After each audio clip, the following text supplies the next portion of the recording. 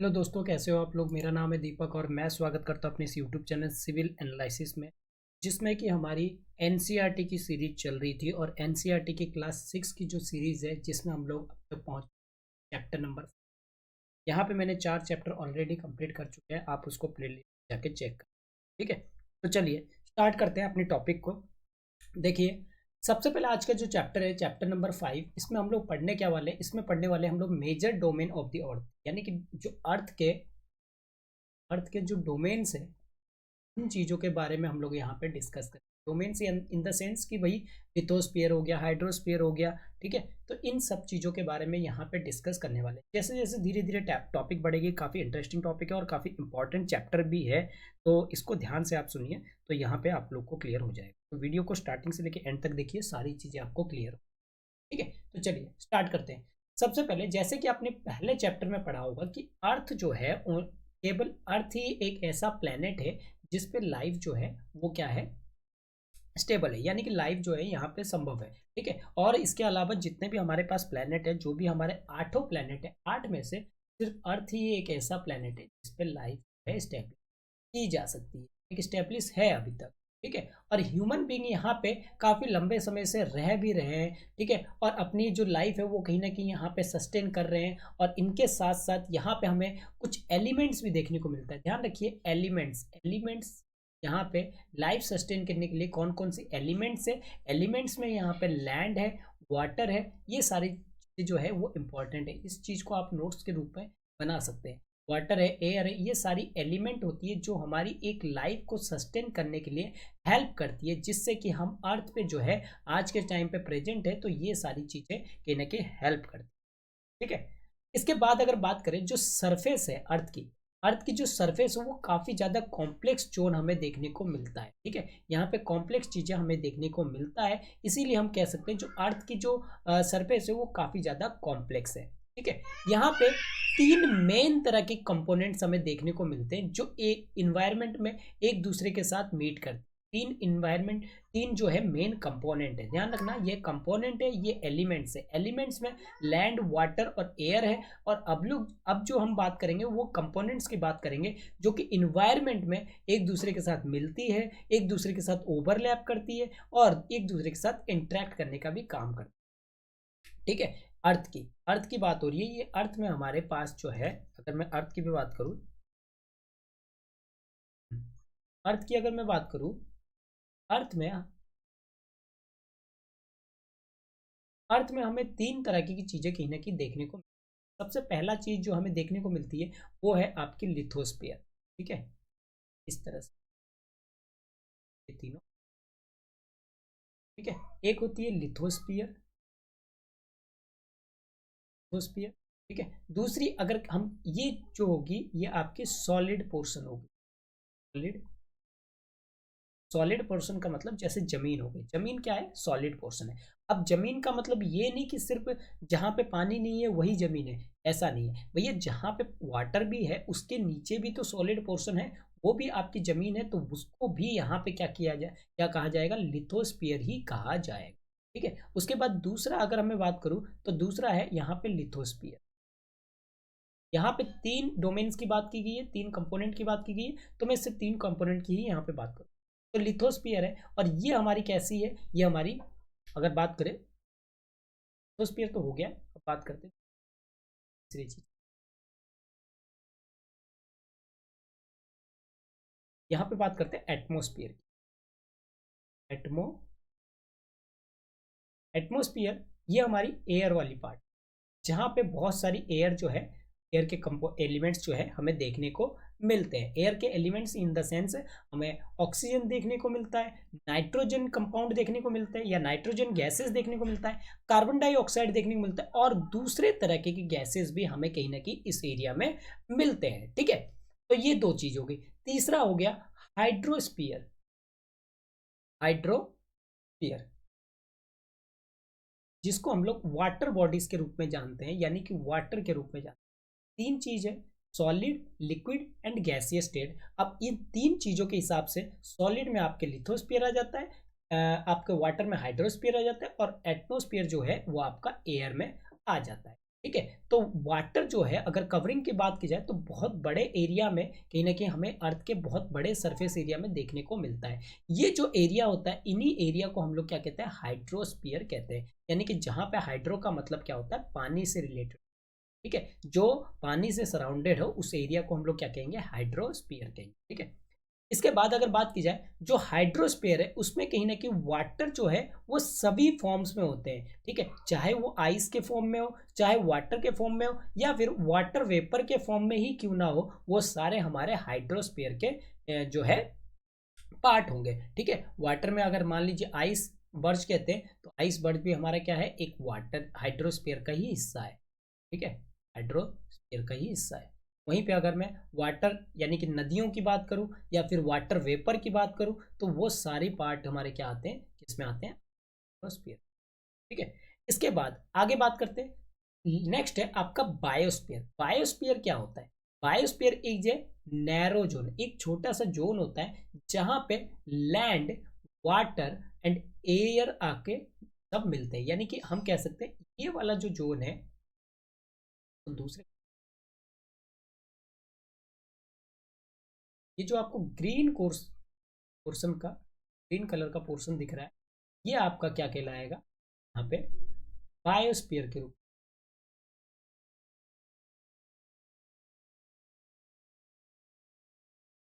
ठीक है, ये हमारे क्या कहलाएंगे, बायोस्फीयर कहलाएंगे।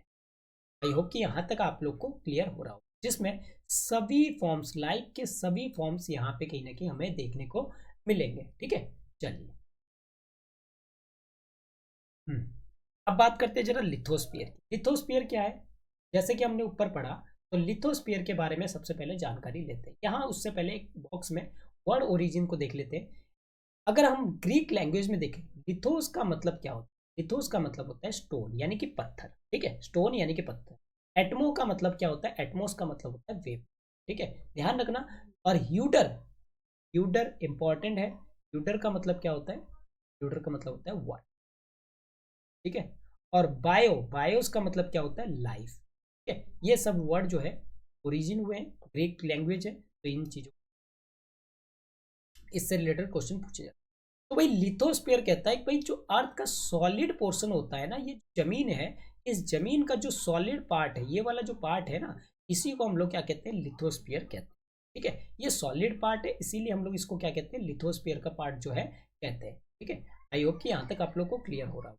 तो ये अर्थ का सॉलिड पार्ट है, तो इसको हम लोग क्या कहते हैं, लिथोस्फीयर कहते हैं। यहाँ पे हमें अर्थ क्रस्ट की, जो अर्थ क्रस्ट है यानी कि जो अर्थ की ऊपर वाला हिस्सा है, ठीक है, उसमें क्या दिखता है, हमें रॉक्स वगैरह जो है देखने को मिलते हैं, और इसके साथ साथ एक थिन लेयर भी देखने को मिलता है जिसको हम लोग सॉइल के रूप में जानते हैं। थिन लेयर ऑफ सॉइल्स हमें देखने को मिलता है, और इन सॉइल में काफी ज्यादा न्यूट्रिएंट्स जो है, एलिमेंट हमें कहीं ना कहीं देखने को मिलते हैं, जिसके वजह से यहाँ पे ऑर्गेनिज्म जो है सस्टेन करते हैं। ऑर्गेनिज्म यानी कि रहते हैं। ठीक है, चाहे वो प्लांट्स है, चाहे छोटे छोटे एनिमल्स हो, चाहे कोई भी हो, तो वो सस्टेन करने का काम यहाँ जो करते हैं वो किसके वजह से करते हैं, आपके सॉइल के वजह से करते हैं। ठीक है, इसके बाद दो मेन डिवीजन है अर्थ सरफेस के। ठीक है, यानी कि दो डिवीजन कर रखे हैं। जैसे कि मैंने कहा था कि जो अर्थ सरफेस है सॉलिड पार्ट है, सॉलिड पार्ट का मतलब ये नहीं कि जो अर्थ का जो हमें, जिस पे हम रहते हैं एक्चुअली में, वो हमारा सॉलिड पार्ट है। एक पार्ट वो है जो ओशियन के अंदर में भी है, यानी कि सॉलिड पार्ट हम एक कॉन्टिनेंट को भी कहेंगे। ठीक है, कॉन्टिनेंट्स पार्ट को भी हम लोग सॉलिड कहेंगे। और जो ओशियन बेसिन के अंदर है, मतलब ओशियन ये जैसे अंदर,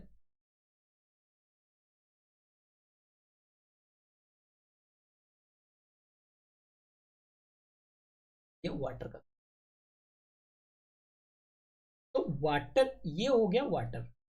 अब वाटर में कुछ ना कुछ लेवल होगा। ठीक है, अब उसके नीचे कुछ ना कुछ पोर्शन होगा, मान लीजिए ये वाला है,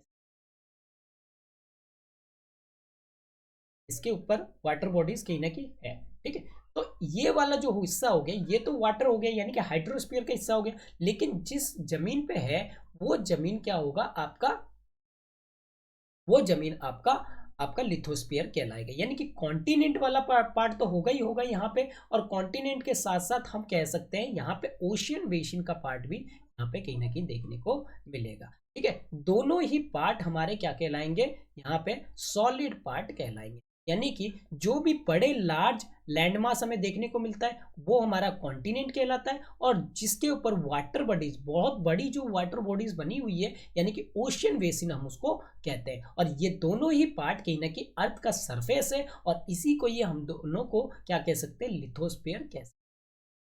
तो ठीक है, अगर बात करें सभी ओशियन जो भी वर्ल्ड में है वो कहीं ना कहीं एक दूसरे से कनेक्ट हुए हुए लगते हैं। ठीक है, बिल्कुल कनेक्ट हुए होंगे क्योंकि अर्थ जो है पूरा एक स्पेरिकल, तो बिल्कुल स्पेरिकल तो नहीं कहेंगे, लेकिन एग्जाम हाइपोथेटिकल सिचुएशन में मैं यहाँ पे स्पेरिकल ही ले लेता हूँ। ठीक है, स्पेरिकल जो है फॉर्म में है, तो स्पेरिकल फॉर्म में, तो इसका मतलब जो ओशियन में सारे जो लैंड है एक दूसरे से क्या है, कनेक्टेड है। ठीक है, तो क्या हम ये कह सकते हैं कि जो लैंड मासेस है वो भी एक दूसरे से कनेक्टेड, बिल्कुल कनेक्टेड है। ठीक है, यस हम कह सकते हैं कि जो लैंड मासेस है वो भी सारे क्या है, कनेक्टेड है। लेकिन यहाँ पे अगर हम कॉन्टिनेंट कहेंगे तो कॉन्टिनेंट के हिसाब से लैंड मासेस कनेक्टेड नहीं है क्योंकि उनके बीच में वाटर बॉडी जा रही है। लेकिन लैंड के हिसाब से कहेंगे तो लैंड के हिसाब से ये जो है कनेक्टेड हुए हुए रहते हैं क्योंकि इसके नीचे वाले पोर्शन कनेक्टेड। ठीक है, इसके बाद आगे बात करते हैं, जो लेवल ऑफ सी वाटर है वो हमेशा हर जगह एक जैसा ही रहता है, क्योंकि पानी तो कहीं पे ऐसा थोड़ी ना है कि इतना ऊंचा पानी है तो कहीं पे इतना ऊंचा पानी है, ऐसा तो हो नहीं सकता। ठीक है, तो हर जगह तो लेवल क्या है, बिल्कुल इसी लेवल पे ये वाटर लेवल अगर इतना है तो हर जगह उतना ही रहेगा, उससे ज़्यादा तो बढ़ेगा नहीं। लेकिन लेवल किसका चेंज होता है, यहाँ पे हम लोग लैंड का लेवल जो है वो कहीं ना कहीं अप डाउन होता रहता है। कहीं पे लैंड जो होता है कुछ इस तरीके से होता है कुछ, और इसके ऊपर जो होती है वाटर बॉडी, तो यहाँ पे वाटर बॉडीज इनका लेवल हमेशा सेम रहे इस तरीके से। ठीक है, लेकिन जो जमीन का हिस्सा है, अगर मैं जमीन के हिस्से की बात करूं तो जमीन का हिस्सा कैसे रहेगा, ये ऐसा रह सकता है, ऐसा तरफ की तरफ और गहरा रह सकता है, इस तरह से उठा हुआ रहेगा, इस तरह से रहेगा। तो यहाँ पे लेकिन जो पानी का लेवल रहेगा वो क्या रहेगा, हमेशा सेम रहेगा। अगर यहाँ पे है तो इतने तक ही लेवल रहेगा, इसके बाद इसका मतलब ये जमीन। ठीक है, इस तरीके से वाटर लेवल हर जगह क्या होता है, सेम होता है। एलिवेशन किसका होता है, एलिवेशन यहाँ पे लैंड का होता है। ठीक है, लैंड हमें कहीं ना कहीं एलिवेशन के फॉर्म में दिखती है, और इसी को हम लोग जो लैंड का एलिवेशन हम मेजर करते हैं वो कहाँ से करते हैं, आपके लेवल ऑफ द सी से, यानी कि सी लेवल से हम ऊंचाई देखते हैं। जब आप रेलवे स्टेशन वगैरह में जाते होंगे तो वहाँ पे जब बड़े बड़े बोर्डों में जो रेलवे स्टेशन के नाम लिखे होते हैं तो उनके येलो बोर्ड में आप देखे होंगे इस तरीके के येलो बोर्ड होते हैं, तो नाम लिखे रहते हैं, तो वहाँ नीचे एक चीज लिखी रहती है कि समुद्र तल से इतनी ऊंचाई पे, यानी कि फ्रॉम दी सी लेवल इतनी ऊंचाई पे। तो जिसको समुद्र तल यानी कि लेवल ऑफ दी सी कहते हैं उसको क्या कहते हैं, जीरो कहते हैं। ठीक है, चलिए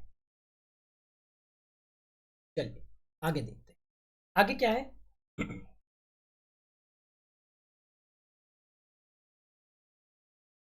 यहाँ पे मैप दे रखा है, एक बार इस मैप को जरा स्टडी कर लेते हैं। ठीक है, इसको मैं थोड़ा जूम कर लेता हूँ।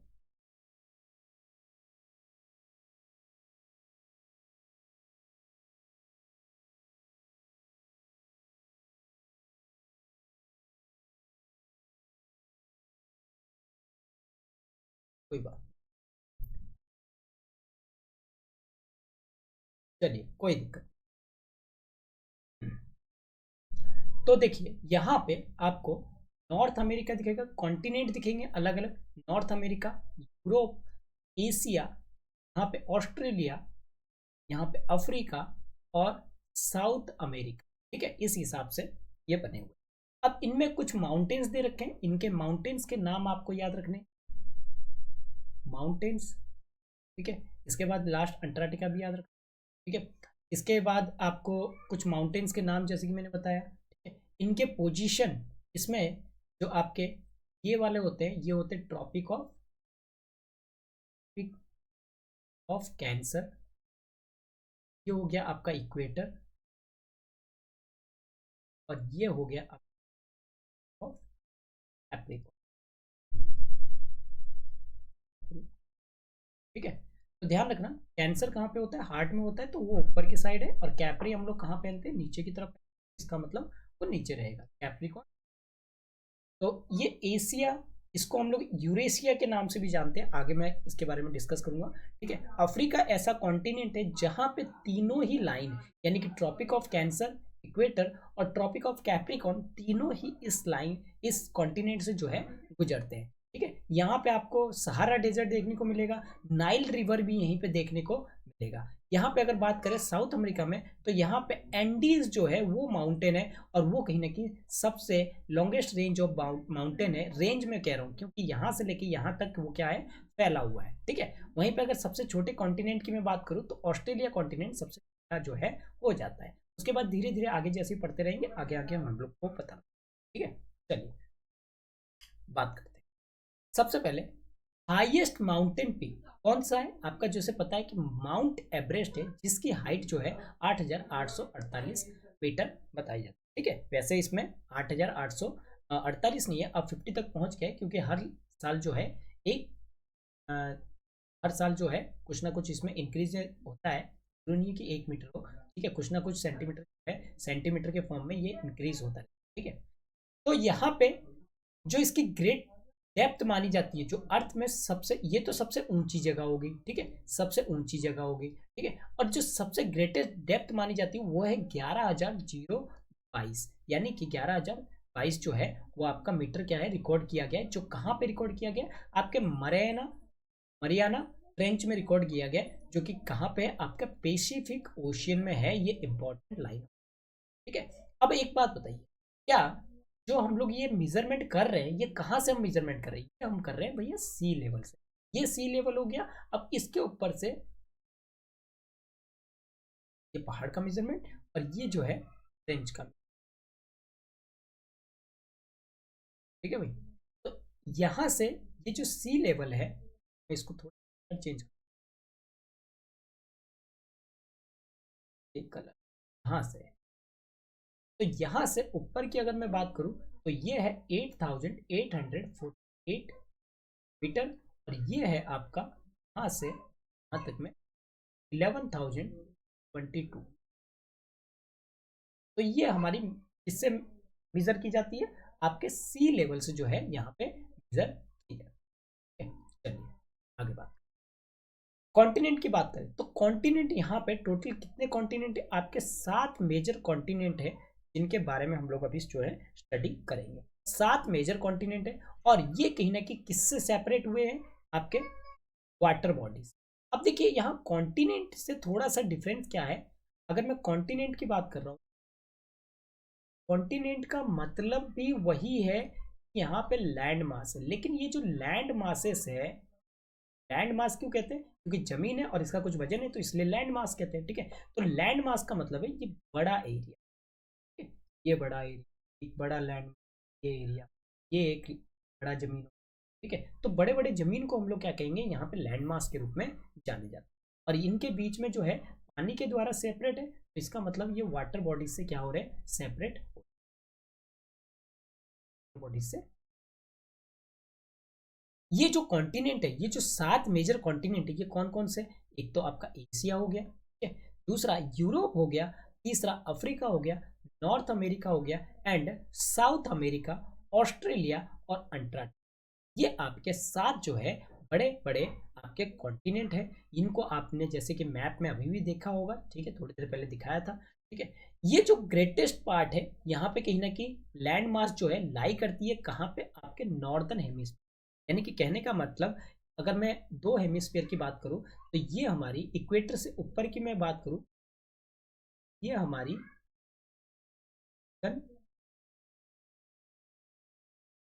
हेमिस्फीयर है, और इससे नीचे की अगर मैं बात करूं, ये मेरी क्या है, सदर्न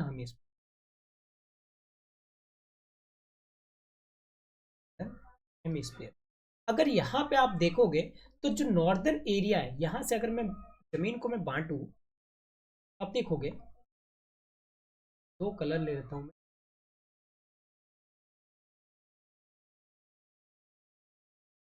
यहाँ पे अगर आप देखोगे, तो ये वाला पार्ट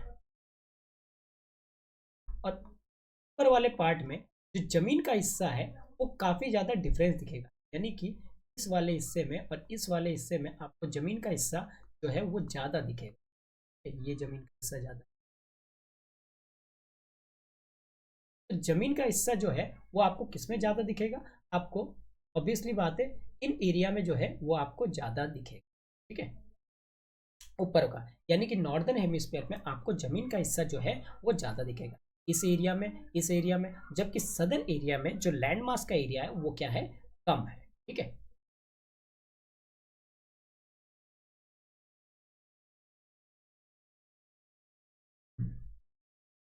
तो सबसे पहले बात करते हैं भैया एशिया की, कॉन्टिनेंट की बात की तो सबसे बड़ा जो हमारा कॉन्टिनेंट है वो हमारा कौन सा कहलाता है, एशिया कॉन्टिनेंट का कहलाता है, और ये सबसे लार्जेस्ट कॉन्टिनेंट है। ठीक है, अर्थ में अगर देखा जाए तो अर्थ में एशिया कॉन्टिनेंट जो है सबसे लार्जेस्ट कॉन्टिनेंट है, और इसमें लगभग 1/3 जो है टोटल लैंड एरिया है अर्थ का। यानी कि अर्थ को अगर मैं 3 हिस्सों में बांटूं तो 3 हिस्सों में देखा जाए तो एक हिस्सा जो है पूरा ही क्या, कौन है, एशिया। ठीक है, पूरा एक हिस्सा क्या है आपका एशिया है। जो कॉन्टिनेंट है जो लाई करते हैं आपके ईस्टर्न हेमिस्फीयर में। ठीक है, जो ये कॉन्टिनेंट है वो कहाँ लाई कर रहे हैं, ईस्टर्न हेमिस्फीयर। अब जैसे अगर मैं इसको डिवाइड करूँ, यहाँ पे आप ये देख सकते हैं बीचों बीच अगर मैं लाइन खींचूँ और इधर से एक लाइन खींचूँ तो ये हमारा क्या हो गया, ईस्टर्न हेमिस्फीयर। ठीक है, ये वाला क्या हो गया, ईस्टर्न हेमिस्फीयर। ठीक है, और ये वाला क्या हो गया, वेस्टर्न। ठीक है, वैसे देखा जाए तो यहाँ से ये लाइन खींची।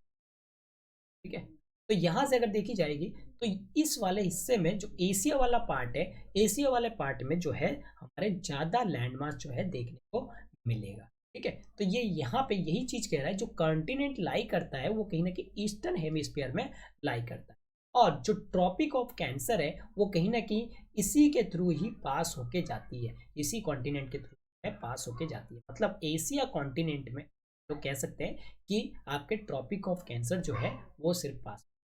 ठीक है, एशिया जो है वो सेपरेट है किससे, आपके यूरोप से। ठीक है, ये देख सकते हैं यूरोप से सेपरेट है, और इसको सेपरेट करने वाली कौन सी माउंटेन है, जो कि अरल माउंटेन है, जो कि वेस्ट में है। देख सकते हैं, ठीक है, ये है अरल माउंटेन।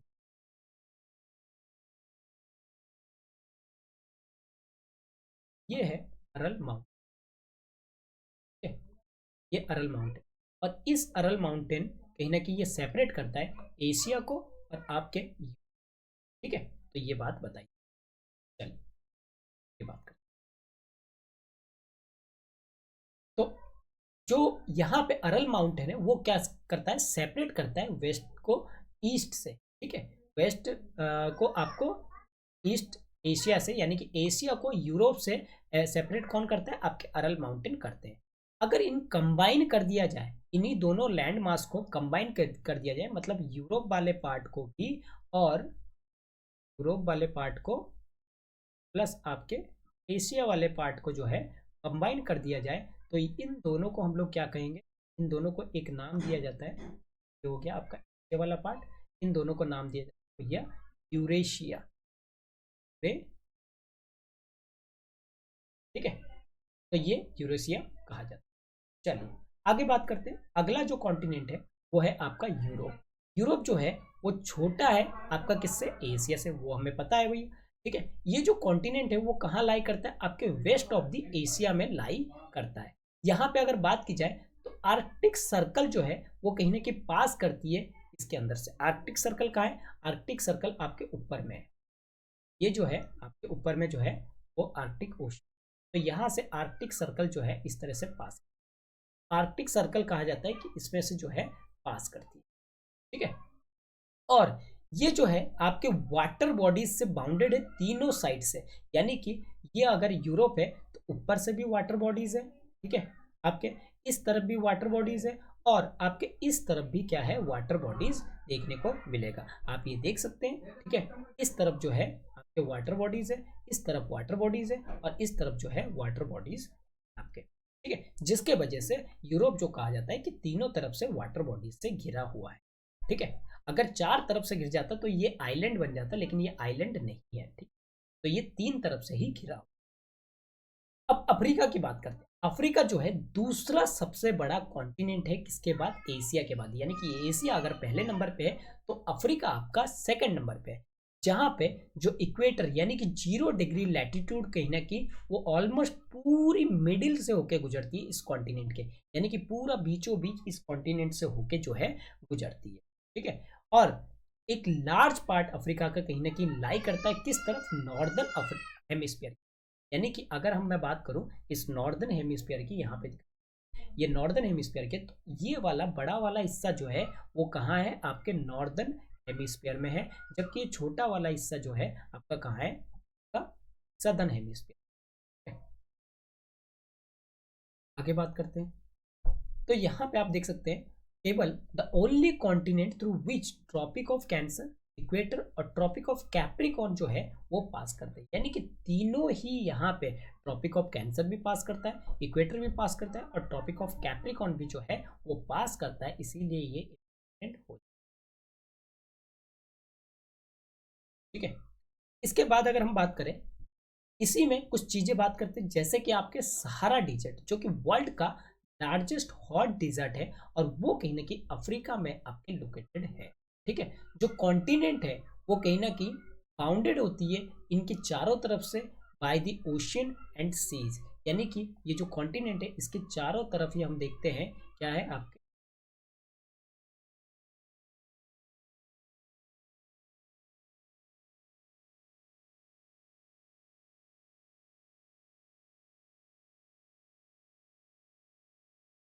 ये वाले जो कॉन्टिनेंट है इसमें आप देख सकते हैं इस तरफ भी वाटर बॉडीज देखने को मिलते हैं और इस तरफ भी आपको वाटर बॉडीज वगैरह है वो देखने को मिलता है। ठीक है, ये चारों तरफ से अगर देखा जाए, नॉर्मली अगर देखा जाए तो चारों तरफ से ही वाटर बॉडीज से ढका हुआ है, लेकिन कुछ पार्ट जो है अभी भी नहीं में ढका हुआ नहीं है। ठीक है, तो हम कह सकते हैं जो कॉन्टिनेंट है वो ऑल साइड से ओशियन एंड सी से जो है कवर है। ठीक है, जैसे ऊपर के आपकी मेडिटेरियन सी है, इधर आपका अटलांटिक सी है, अ,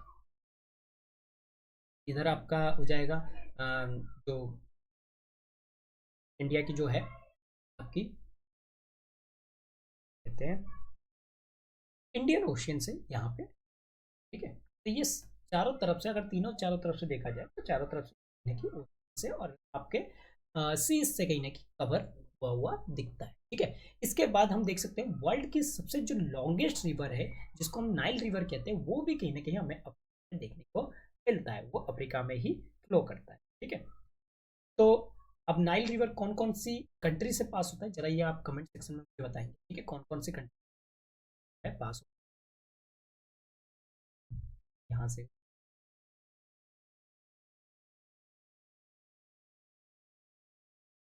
कवर करते बात करते हैं जहाँ पे इक्वेटर आपका पास करता है, ट्रॉपिक ऑफ कैंसर पास करता है, ट्रॉपिक ऑफ कैप्रिकॉर्न पास करता है। इसको कहीं ना कहीं आपको मैप में देखना है अफ्रीका के, फिर भी मैं इसको बताया।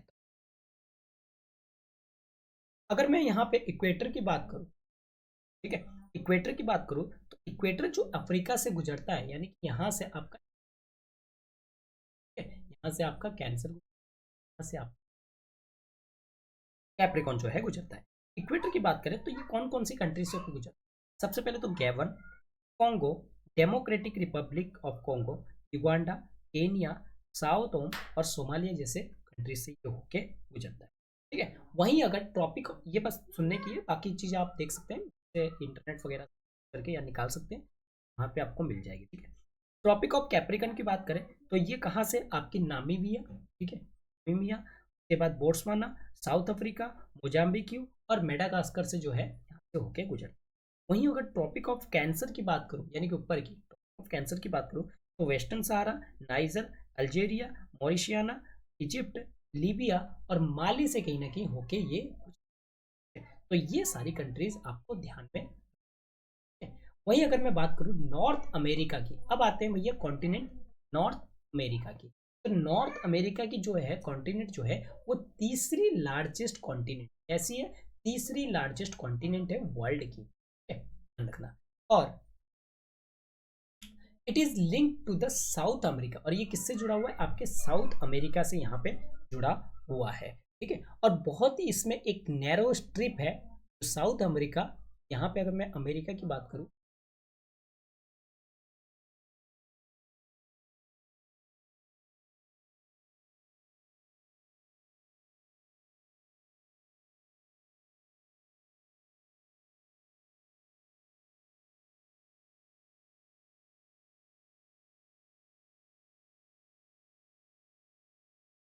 ठीक है, तो यहाँ पे एक छोटा सा नैरो होता है जो ये जुड़ा हुआ है, इसको हम लोग कहते हैं स्टमस ऑफ द पनामा। ठीक है, लैंड पार्ट है, स्ट्रिप ऑफ लैंड है जो जुड़ा हुआ है। और जो कॉन्टिनेंट है वो कहीं ना कहीं पूरी तरीके से कहाँ लाई करता है, आपके नॉर्दर्न पार्ट में ये जो है लाई करता है, और इसके वेस्टर्न हेमिस्फीयर में लाई करता है, नॉर्दर्न एंड वेस्टर्न हेमिस्फीयर। यहाँ पे ये जो है 3 ओशियन से सराउंडेड है ये कॉन्टिनेंट, और आपको इसके नाम बताने कौन कौन से 3 कॉन्टिनेंट से जो है कवर है। ठीक है, चलिए आगे बात करते हैं, आगे बढ़ते हैं। साउथ अमेरिका, साउथ अमेरिका की तरफ। साउथ अमेरिका जो है वो आपके सदर्न हेमिस्फीयर में कहीं, सदर्न हेमिस्फीयर में, जिस जो कि आपके 2 ओशियन से यहाँ पे सराउंड, कितने ओशियन से, 2 ओशियन से सराउंड। ये है, यहाँ पे 2 ओशियन है, फर्स्ट और सेकेंड। ठीक है, यहाँ पे आपको नाम जो है ये आपको कमेंट करना है, वैसे आपको पता। ठीक है, तो ईस्ट की तरफ एक ओशन है और दूसरा वेस्ट की तरफ। और एंडीज जो है वो वर्ल्ड की लॉन्गेस्ट माउंटेन रेंज है जो रन करती है कहाँ पे, इसके नॉर्थ टू साउथ, यहाँ से लेके पूरा यहाँ तक जो है। तो साउथ अमेरिका जो है वर्ल्ड की लार्जेस्ट रिवर भी यहीं पे है, जिसको हम लोग अमेजोन के नाम से है। ठीक है, इसके बाद अगला है आपका कॉन्टिनेंट ऑस्ट्रेलिया कॉन्टिनेंट, और ये स्मॉलेस्ट कॉन्टिनेंट है, और कहीं ना कहीं लाई करता है कहाँ पे, पूरी तरीके से लाई करता है आपके सदर्न हेमिस्फीयर। ध्यान रखना, ये एक ऐसा इकलौता कॉन्टिनेंट है, इकलौता तो नहीं कहेंगे, हाँ इकलौता ही कॉन्टिनेंट है जो कि आपके सदर्न हेमिस्फीयर से लाई करता है। ठीक है, और it is surrounded only all sides by the ocean and seas, और ये चारों तरफ से, यानी कि पूरी तरफ से अगर देखा जाए तो ये इससे कवर है, आपके ओशियन और सी से जो है कवर है, इसीलिए हम लोग इसको आइलैंड कॉन्टिनेंट भी कहते हैं। तो ध्यान रखना, जो ऑस्ट्रेलिया है वो आपका क्या है, एक आइलैंड कॉन्टिनेंट के थ्रू में था। ठीक है, ध्यान रखना इस चीज का। आगे बात करते हैं अंटार्कटिका, और ये जो है कंप्लीटली ये भी आपका सदर्न हेमिस्फीयर में आता है। ध्यान रखिए, यहाँ पे 2 है, मैंने आई थिंक बता दिया था। ऑस्ट्रेलिया जो है वो ओनली नहीं है, तो ऑस्ट्रेलिया के साथ साथ अंटार्कटिका जो है वो भी सदर्न हेमिस्फीयर में है, और ये काफी बड़ा ह्यूज कॉन्टिनेंट है। ठीक है, साउथ पोल कहीं ना कहीं लाई करता है almost centre of this continent, यानी कि जो इसका साउथ पोल है वो almost centre of the continent. ठीक है, अगर बात की जाए कहाँ पे, in the southern polar region. ठीक है, और ये परमानेंटली जो है इसमें आइस सीट जो है पूरी तरीके से कवर करके रखते हैं, और कोई भी यहाँ पे परमानेंट सेटलमेंट ह्यूमन की जो है यहाँ पे नहीं पाई जाती। बहुत सारी कंट्री यहाँ पे रिसर्च स्टेशन जो है वो बनाते हैं अपनी अंटार्कटिका। ठीक है, इंडिया की अगर बात की जाए तो इंडिया की भी यहाँ पे स्टेशन है, जैसे कि आपके मैत्री स्टेशन और दक्षिणी गंगोत्री है। यहाँ पे एक चीज की बात करेंगे स्ट्रेट की। स्ट्रेट क्या होता है, straight is a narrow passage, यानी कि आप देखते हैं ये अगर भारत है तो भारत में यहाँ पे आपके श्रीलंका है, यहाँ श्रीलंका है, यहाँ से एक नैरो पैसेज जो है वो कहीं ना कहीं जाता है, और इसी नैरो पैसेज को हम लोग क्या कहते हैं, स्ट्रेट कहते हैं, जो इनको को ही हम लोग क्या कहते हैं, आपके स्ट्रेट कहते हैं, पैसेज ऑफ वाटर, यानी कि वाटर के बीच में ही पैसेज है connecting two large water bodies, seas and ocean. ठीक है, यहाँ पे 2 वाटर बॉडीज को कनेक्ट करते हैं, जैसे यहाँ पे इंडियन ओशन है और यहाँ पे बे ऑफ बंगाल है, तो इन दोनों को जो कनेक्ट करने की बात एक बिल्कुल गलियारा से निकल रही है। ठीक है, ठीक ठीक है, तो इस गलियारा को हम लोग क्या कहते हैं, स्ट्रेट कहते हैं। और ये कौन सी स्टेट है, ये आपको पता होगा, पाक स्टेट है, तो ये नाम मैंने बता दिया। आगे बात करें, अगला हमारा जो कंपोनेंट है वो है हाइड्रोस्फीयर। ठीक है, जो अर्थ है वो कैसा कलर का दिखता है, हमारा ब्लू प्लेनेट, और मोर देन 71% जो अर्थ की वाटर है, अर्थ जो है वो कवर है किससे, वाटर से। और यहाँ पे 29% जो है वो क्या है, सिर्फ लैंड है। यानी कि 71% जो है वो क्या है, वाटर है, और 29% जो है वो क्या है। हाइड्रोस्फीयर में अगर बात करें, consist of water in all forms. Hydrosphere में जैसे मैंने पहले बताया था, जो भी आइस हो गए, लेक्स हो गए, रिवर हो गए, वो सारी चीजें कहीं ना कहीं, या वाटर वेपर भी हो गए, तो वो सब हाइड्रोस्फीयर में, ठीक है। तो as a running water in ocean हो गया, रिवर्स हो गए, लेक्स हो गए, आइस इन ग्लेशियर हो गए, या under water, under ground water हो गए, वाटर वेपर हो गए, जो भी एटमोस्फेयर में प्रेजेंट है, वो सारी चीज हमारी कहीं ना कहीं हाइड्रोस्फीयर में गिनी जाती है। अगर बात करें, अधिक से अधिक 97% ऑफ जो अर्थ की वाटर है, वो कहीं ना कहीं हमें कहाँ पे मिलता है, ओशियन में देखने को मिलता है। और ये काफी ज्यादा सॉल्टी है, जिसके वजह से ह्यूमन जो है इसका यूज जो है नहीं कर सकता, ठीक है। और एक लार्ज पोर्शन जो हमारा वाटर का है, वो कहीं ना कहीं कहाँ पे है, आपके आइस शीट में या ग्लेशियर के फॉर्म में जो है जमा हुआ है, ठीक है। और कुछ स्मॉल परसेंटेज जो है वो कहीं ना कहीं ह्यूमन के लिए अवेलेबल है, और वो फ्रेश वाटर के रूप में अवेलेबल, ठीक है। तो ह्यूमंस उसका यूज करते हैं। इसीलिए हम कह सकते हैं हमारा जो अर्थ है वो किस तरह से दिखता है, ब्लू प्लेनेट के रूप में दिखता है, क्योंकि यहाँ पे ओशियन जो है वो कितने परसेंट है, आपके 70% जो है वाटर है, ठीक है, 71%। तो इसीलिए ये प्लेनेट जो है ब्लू प्लेनेट के रूप में दिखता है। एक्चुअली ये रिफ्लेक्शन के कारण से होता है, जब ब्लू प्लेनेट कुछ है नहीं अगर देखा जाए, क्योंकि वाटर का कलर ही नहीं है। ओशियन की अगर बात करें, अगला बात करते हैं ओशियन। ओशियन जो है वो बहुत बड़ा पार्ट है किसका, एक हाइड्रोस्फीयर। और ये क्या होता है, ये सारे इंटरकनेक्टेड होते हैं। जो ओशियन वाटर है वो ऑलवेज क्या करते हैं, मूविंग होते हैं, यानी कि चलते रहते हैं, बहते रहते हैं, ठीक है? तीन चीप मूवमेंट यहाँ पे ओशियन वाटर में हमें देखने को मिलते हैं, और इन चीजों को हम लोग क्या कहते हैं, वेव्स कहते हैं, टाइड्स कहते हैं, और ओशियन करंट कहते हैं। और इनके बारे में डिटेल में हम लोग आगे के जो टॉपिक होंगे, आगे के जब क्लास में, हायर क्लासेस जैसे पढ़ते जाएंगे, वैसे वैसे इनके बारे में जो है धीरे धीरे पढ़ते जाएंगे। टाइड्स क्या होता है, वेव्स क्या होता है, ओशियनिक करंट्स क्या होते हैं, इन सब के बारे में पढ़ेंगे, ठीक है। तो अभी कोई टेंशन लेने की, अगर वीडियो अच्छी लग रही है तो इसको लाइक कीजिए, अपने दोस्तों के साथ शेयर कीजिए। काफ़ी टाइम भी हो गया है, करीब करीब 40 मिनट का टाइम भी हो गया है। तो आप यहाँ तक देख रहे हैं तो आपको अगर लाइक कीजिए, लाइक करने से कुछ, ठीक है। चलिए आगे बात करते हैं। 5 मेजर ओशियनिक जो है हमें देखने को मिलते हैं, जो कि Pacific ocean, Atlantic ocean, Indian ocean, southern ocean और आर्कटिक ओशियन जो है हमें देखने को मिलता है। इस तरीके से अरेंजमेंट में है, आप ये देख सकते हैं। तो इस तरीके से चलिए आगे बात, आगे क्या बताया जा रहा है, जो पैसिफिक ओशियन है वो लार्जेस्ट ओशियन, ये जो स्प्रेड है वो कहीं ना कहीं 1/3 है ओशियन, 1/3 है आप, ठीक है। तो लार्जेस्ट ओशियन है, और ये कहीं ना कहीं 1/3 हिस्से में। यहाँ पे अगर बात की जाए, रेना ट्रेंच डीपेस्ट पार्ट है, और ये पैसिफिक ओशियन में ही लाइक है, ठीक है। और पैसिफिक ओशियन की अगर बात करें, ये ऑलमोस्ट सर्कुलर शेप पे है, और यहाँ पे एशिया, ऑस्ट्रेलिया, इसके आगे बात करें तो नॉर्थ एंड साउथ अमेरिका कहीं ना कहीं इस सराउंडेड, ठीक है।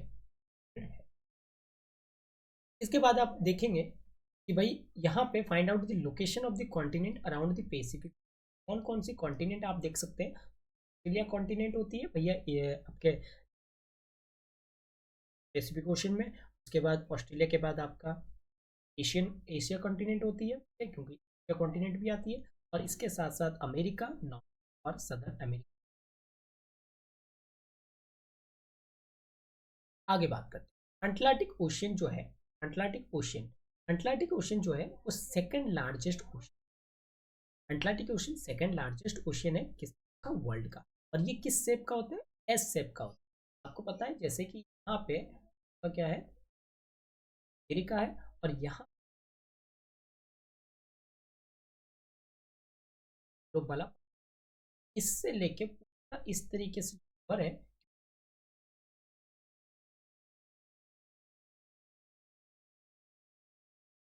पार्ट आता है,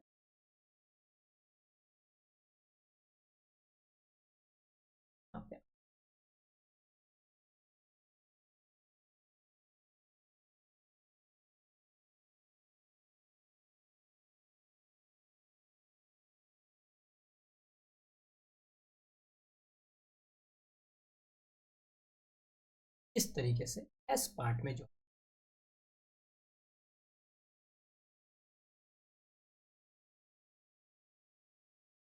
अब यहाँ पे अगर देखेंगे ना तो काफी ज्यादा ये जो रास्ता है, कॉन्टिनेंट है, वो काफी इस तरीके से है, ज्यादा इस तरीके से होने से मतलब इसका मतलब क्या है कि ये जो आप देखेंगे आगे मैं बताता हूँ, एस शेप का बना हुआ है। It's flank by the North and South America on the western side. इसका जो फ्लैंक है is a flanked by North and South and Europe and Africa in the eastern region. देख सकते हैं इसका जो फ्लैंक है इस तरफ है। तो जो कोस्ट लाइन है अटलांटिक ओशियन का वो हाईली इंडेंटेड है। इंडेंटेड का मतलब है जिगजैग शेप के, इस तरीके मैंने ये बता रहा था, जिगजैग शेप के तरीके के शेप के। अब इस इंटेंडेड शेप के होने के कारण से ये जो इरेगुलरिटी आती है या इंटेंडेड आती है, तो ये कहीं ना कहीं कोस्ट लाइन पे आती है, और कोस्ट लाइन के वजह से यहाँ पे नेचुरल हार्बर जो है वो बन ये। तो हमें जो आपके एशिया सॉरी यूरोप है, यूरोप में जो वेस्टर्न पार्ट होती है, वेस्टर्न यूरोप का जो पार्ट है उसमें नेचुरल हार्बर हार्बर जो है क्यों पाए जाते हैं, इस तरह के क्वेश्चन जो है बन के आ सकते हैं। सबसे पहली चीज तो यहाँ पे अटलांटिक ओशन है और वो एस शेप का, और यहाँ पे जो शेप है वो किस तरीके के इंटेंडेड शेप का है, ठीक है, जिसके वजह से यहाँ पे आइडियल लोकेशन मिल जाती है लार्ज हार्बर्स के लिए और पोर्ट्स के लिए, और ये कहीं ना कहीं सबसे ज्यादा इंपॉर्टेंट है कॉमर्स के लिए। इसीलिए यहाँ पे इसको कहते हैं बीचिएस्ट ओशन, इसको कहते हैं। ये जरूरी नहीं है कि नेचुरल हार्बर क्यों बनते हैं, यहाँ पे ये पूछा जा सकता है कि सबसे ज्यादा कॉमर्स के पॉइंट ऑफ व्यू से अगर देखें तो कॉमर्स आपके यूरोप में ही क्यों होती है, वेस्टर्न यूरोप के साइड जो है वो क्यों होती है, क्यों इसको सबसे वीजिएस्ट ओशन कहा जाता है अटलांटिक ओशन। इस तरह के क्वेश्चन जो है बन के आ सकते हैं मेन। ठीक है, आगे बात करते हैं। आगे क्या कहते हैं भाई, Indian ocean, Indian ocean is the only ocean, Indian ocean इकलौता एक ओशन है जो कंट्री के नाम पे रखा है, दैट इज। ठीक है, इसका जो शेप है ओशन का ये ऑलमोस्ट ट्राइंगुलर शेप का है, क्योंकि इस तरह से आप देख सकते हैं ट्राइंगुलर शेप का जो है, ठीक है। तो ट्राइंगुलर शेप का जो है, अगर इसके नॉर्थ में बात करें तो ये बाउंडेड है आप जैसे, और वेस्ट से देखा जाए ये आपके नॉर्थ हो गया, नॉर्थ आपका ये आपका वेस्ट हो गया, वेस्ट से देखा जाए तो अफ्रीका है, ठीक है, और ईस्ट से देखा जाए ऑस्ट्रेलिया। सदर्न ओशन जो है वो कहीं ना कहीं इनसर्कल है कॉन्टिनेंट ऑफ अंटार्कटिका, और ये कहीं ना कहीं एक्सटेंड करती है 60 डिग्री साउथ लेटीट्यूड, ठीक है, नीचे तक जाती है आपके नॉर्थवर्ड जाएगी तो फिर 60 डिग्री साउथ लेटीट्यूड की।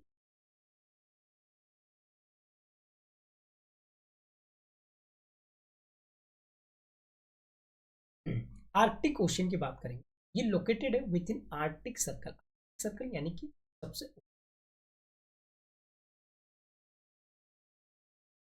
आपका,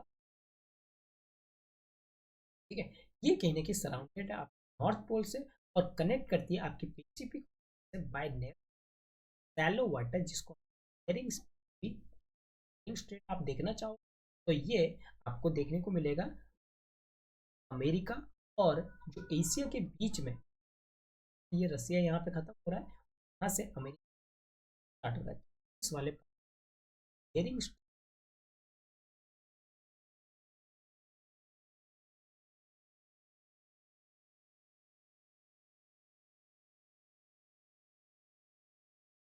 तो ये बाउंडेड करता है northern coast, North America and Eurasia, ध्यान रखना ये नॉर्थ अमेरिका, ठीक है। इसके बाद आगे बात करते हैं एटमोस्फियर। एटमोस्फियर अगर अर्थ की बात करें, अर्थ जो है सराउंडेड है इससे आपके लेयर ऑफ द गैसेस, यानी कि अलग अलग लेयर जो है गैसेस की अलग है हमें देखने को मिलती है। लेयर्स का मतलब एक के ऊपर एक, इस तरह से बाउंडेड, ठीक है, इसीलिए इसको हम लोग क्या कहते हैं एटमोस्फियर कहते हैं। यहाँ पे एक थीन ब्लैंकेट दिखने को मिलता है एयर की, जो कि एक इंटीग्रल और इम्पॉर्टेंट एस्पेक्ट है हमारे प्लैनेट्स, और ये कहीं ना कहीं जो एयर है हमें सांस लेने में मदद करते हैं, ब्रीथिंग करने के लिए हेल्प करते हैं और प्रोटेक्ट करते हैं हमें किससे, आपके सन रेज से। ठीक है, तो ये अर्थ एटमोस्फियर। इसके बाद जो एटमोस्फियर का एक्सटेंडेड है वो हाइट लगभग 1600 किलोमीटर तक है। ठीक है, 1600 किलोमीटर तक। और यहाँ तक एटमोस्फियर जो डिवाइड है वो आपके 5 लेयर में डिवाइड है इसके कंपोजिशन के हिसाब से, यानी कि इसके बनावट के आधार पे ये 5 भाग। सबसे पहले तो हम बात करें कंपोजिशन में टेम्परेचर और कुछ दूसरे प्रॉपर्टीज में हमें यहाँ पे देखने के कंपोजिशन। ये जो लेयर है कहीं ना कहीं आपकी स्टार्टिंग होती है कहाँ से, आपके अर्थ के सरफेस, यानी कि ये जमीन का हिस्सा होती है ना, यहीं से ही स्टार्ट होना, यहीं से ही स्टार्ट। और इसी को हम लोग क्या कहते हैं, ट्रोपोस्फियर कहते हैं, देख सकते हैं हिस्सा जो है ट्रोपोस्फियर है।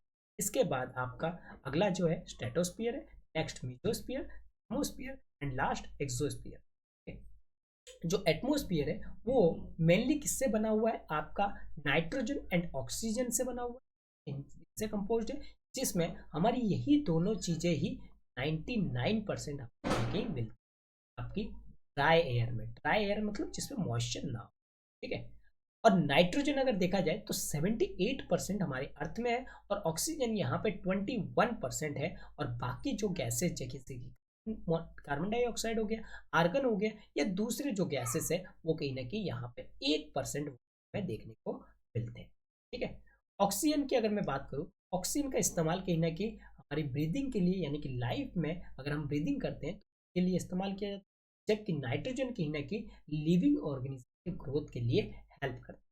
कार्बन डाइऑक्साइड की बात करें तो ये हमारे कुछ अमाउंट में प्रेजेंट है और ये कहीं ना कहीं इंपॉर्टेंट है किस चीज़ के लिए, जो हमारी अर्थ में रेडिएटेड, अर्थ के द्वारा जो रेडिएट होती है वो हीट को ऑब्जर्व करने के लिए, यानी कि जो अर्थ से हीट निकल जाती है उनको रेडिएट होने से, radiated by the earth, observe कर लेते। ये हमारे यहाँ पे जो टेम्परेचर है वो कहीं ना कहीं इक्वली रहता है टेम्परेचर, यानी कि ज़्यादा ठंड ज़्यादा गर्मी हमें जो है महसूस नहीं। ठीक है, इसीलिए प्लेनेट जो है हमारा थोड़ा सा वार्म रहता है यहाँ, इसीलिए एसेंशियल हो जाता है कि यहाँ पे प्लांट्स जो है वो क्या हो सके, ग्रो। जो डेंसिटी ऑफ एटमोस्फियर है वो कहीं ना कहीं हाइट के हिसाब से क्या होती है, चेंज होती है। जैसे जैसे हाइट बढ़ोगे तो डेंसिटी अपने आप क्या होगी, चेंज होती हुई चलती रहेगी। ठीक है, अगर डेंसिटी की अगर बात करें तो सबसे ज़्यादा यानी कि मैक्सिमम इसका डेंसिटी कहाँ देखने को मिलता है, सी लेवल पे देखने को मिलता है। और इसके साथ साथ जैसे जैसे हम ऊपर बढ़ेंगे तो डेंसिटी रैपिडली क्या होगी, गिरती हुई नजर। ठीक है, इसीलिए जो क्लिम्बर्स होते हैं यानी कि जो पर्वतारोही होते हैं वो क्या होते हैं, वो कहीं ना कहीं प्रॉब्लम को एक्सपीरियंस करते हैं, सांस लेने में उनको प्रॉब्लम होती है जब वो क्या होते हैं, ऊपर की तरफ जाते हैं, जहाँ पे डेंसिटी ऑफ एयर क्या होती है, डिक्रीज होती है। तो जिनसे उनको सांस लेने में प्रॉब्लम होती है, इसीलिए वो अपने साथ क्या कैरी करते हैं, ऑक्सीजन सिलेंडर को कैरी करते हैं, ताकि वो आसानी से ऊंचे लेवल पे जाके ब्रीथिंग कर सके। अगर यहाँ टेम्परेचर की बात करें तो टेम्परेचर भी जैसे जैसे हम ऊपर जाएंगे तो वो भी डिक्रीज होगा। ठीक है, यहाँ जो एटमोस्फियर है वो कहीं ना कहीं एक्सर्ट करती है प्रेशर को। ठीक है, एटमोस्फियर एक्सर्ट करती है प्रेशर को किसके ऊपर, आपके अर्थ के ऊपर। ठीक है, जो ये हमारा अर्थ है, अर्थ के ऊपर ये जो एटमोस्फियर है ये कहीं ना कहीं प्रेशर लगाती है। ठीक है, अर्थ पे this varies from place to place, और अलग अलग जगह पे अलग अलग तरह की प्रेशर हमें देखने को मिलता है। कुछ एरिया पे हमें ज़्यादा हाई प्रेशर देखने को मिलता है तो कुछ एरिया पे हमें लो प्रेशर देखने को मिलता है। और ये अगर एयर की बात करें, एयर जो है वो कहाँ से कहाँ मूव करेगा, भैया जहाँ से हाई प्रेशर होगा वहाँ से लो प्रेशर की तरफ मूव करना स्टार्ट होगा। यानी कि अगर यहाँ पे हाई प्रेशर है तो इसका मतलब वो किस तरफ मूव करेगा, ये लो प्रेशर। ठीक है, तो मूविंग एयर को हम लोग क्या कहते हैं, विंड कहते हैं। इसके बारे में हम डिटेल में आगे बहुत अच्छी तरीके से हम पढ़ेंगे समझने। जैसे मैं ज्योग्राफी का सीरीज स्टार्ट करूंगा, लेक्चर स्टार्ट करूंगा ये ऑप्शनल का, तो वहां पे मैं इसको और बात करते हैं बायोस्फीयर।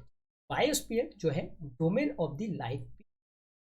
बायोस्फीयर एक नैरो जोन है जो कि कांटेक्ट करता है किस चीज को, लैंड को, वाटर को और एयर। ठीक है, और ये जोन क्या कहलाता है, आपका लाइफ जोन कहा जाता है। यहाँ पे ये कहीं ना कहीं इसी वजह से हमारी जो प्लेनेट है वो कहीं ना कहीं यूनिक कहलाती है। ठीक है, और ये सिर्फ यहीं पे एग्जिस्ट है। यहाँ पे अगर बात की जाए, बहुत तरह के स्पीसीज ऑफ ऑर्गेनिज्म देखने को मिलते हैं, इनके साइज अलग अलग होते हैं, इनकी माइक्रोब से लेके आपके बैक्टीरिया से लेके आपके ह्यूज एनिमल है, मैमल्स तो जो है इनकी साइज होती है। सभी ऑर्गेनिज्म चाहे वो ह्यूमन को ही जोड़ के क्यों ना मिले, वो सब एक दूसरे के साथ जुड़े हुए हैं और इसी बायोस्फीयर के होने के कारण सरवाइव कर रहे हैं। जो बायोस्फीयर में ऑर्गेनिज्म है वो कहीं ना कहीं ब्रॉडली दो भागों में डिवाइड, पहला प्लांट किंगडम और दूसरा एनिमल किंगडम, यानी कि जो ऐसे प्रजाति जो पादप प्रजाति और दूसरे जीव प्रजाति। ठीक है, इनके अगर तीन डोमेन ऑफ अर्थ की बात करें जहां पे ये इंटरेक्ट करते हैं एक दूसरे के साथ और कहीं ना कहीं एक दूसरे को अफेक्ट भी करते हैं। ठीक है, एग्जाम्पल के लिए अगर बात करें, जैसे हम अगर फॉरेस्ट को काटना स्टार्ट करेंगे हमारी जरूरत के लिए, क्योंकि हमें लकड़ियों की जरूरत है, तो हम क्या करेंगे, फॉरेस्ट को काटना स्टार्ट करेंगे।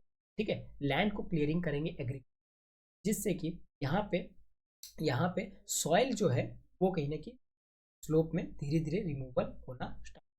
उसी तरीके से हम अगर अर्थ की बात करेंगे, अर्थ की जो सरफेस है वो भी धीरे धीरे चेंज होगा, हमारी नेचुरल कैलेमिटी जो है जैसे कि अर्थक्वेक वगैरह जैसे है आना स्टार्ट होंगे। ठीक है, अगर हम लोग एक चीज को खत्म करेंगे तो दूसरी परेशानी हमारे खड़ी होगी।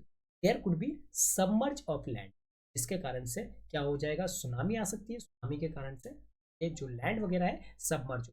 जैसे कि आपने देखा था कि भाई अंडमान निकोबार के आइलैंड के जो है कुछ जो है सुनामी के कारण सबमर्ज हो। इसके बाद जो हम लोग वेस्ट मटेरियल को डिस्चार्ज करते हैं कहाँ पे, आपके लेक्स में, रिवर्स में, जिसके वजह से वो वाटर जो है अनसुइटेबल हो जाता है उनकी यूज के लिए, और ये कहीं ना कहीं दूसरे फॉर्म्स ऑफ लाइफ को भी हैम्पर। जो एमिशंस वगैरह निकलते हैं इंडस्ट्रियल से, थर्मल पावर प्लांट से या व्हीकल्स से, वो कहीं ना कहीं हमारे एयर को और ज़्यादा पॉल्यूशन करते हैं। और यहाँ पे कार्बन डाइऑक्साइड जो है वो एक इम्पॉर्टेंट कॉन्स्टिट्यूएंट है एयर में, लेकिन जो अभी की अगर हालत देखा जाए तो कार्बन डाइऑक्साइड की मात्रा क्या हो रही है, ग्लोबल टेम्परेचर में धीरे धीरे रीच कर रही है, और जिसके वजह से यहाँ पे हमें ग्लोबल वार्मिंग यानी कि धरती को गर्म होते हुए हम लोग देख सकते हैं। ठीक है, और यहाँ पे हमें कहीं ना कहीं जरूरत है हमारे रिसोर्सेज को ठीक तरीके से यूज करने की और हमारे नेचर को कहीं ना कहीं बैलेंस करने की, मेंटेन करने की जरूरत है, कि किसके बीच में, जो ये डोमेन है आपके लिथोस्फीयर, एटमोस्फियर और हाइड्रोस्फीयर में मेंटेन करने की यहाँ पे। ठीक है, तो यहाँ पे आपका ये चैप्टर जो है पूरी तरीके से फिनिश होता है। तो आई होप कि यहाँ पे आप लोग को चैप्टर जो है अच्छी तरीके से क्लियर हुआ होगा। अच्छा लगा है तो इसको लाइक कीजिए, अपने दोस्तों के साथ शेयर कीजिए और सब्सक्राइब करना ना भूलिए। Thank you.